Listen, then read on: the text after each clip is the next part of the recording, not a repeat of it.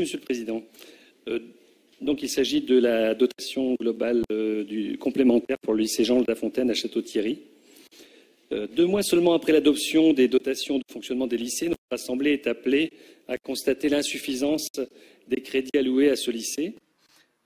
Les problèmes techniques qui sont survenus tout au long de la commission 5, problèmes techniques de visioconférence, ont rendu difficile la compréhension des explications qui nous ont été fournies.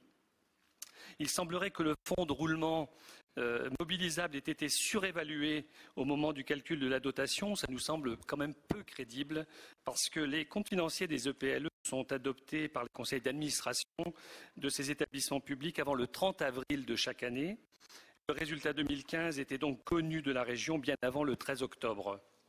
Si l'existence de créances irrécouvrables a effectivement pu peser sur la situation de cet établissement, au terme de l'exercice comptable 2016, on doit s'interroger sur le montant élevé du complément de dotation qui est versé et qui s'élève à plus de 84 000 € sur une dotation votée le 13 octobre fixée à 230 000 €. Quand la dotation complémentaire atteint de telles proportions, c'est-à-dire 36,25% de la dotation initiale, on peut légitimement s'interroger sur la pertinence du mode de calcul retenu pour déterminer le montant des dotations des lycées publics.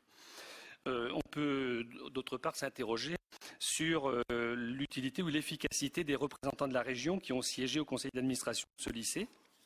Alors question, est-ce que ces représentants étaient bien présents? Ont-ils siégé? Si oui, ont-ils informé les services des difficultés du lycée? Comment? Sinon, pourquoi avoir exclu les élus du groupe Front National Rassemblement Bleu Marine des conseils d'administration des lycées, alors que les faits montrent que les élus majoritaires seuls ne peuvent remplir correctement les obligations liées à ces représentations. Voilà. Néanmoins, dans l'intérêt de ce lycée, que nous ne voulons pas pénaliser, nous voterons pour.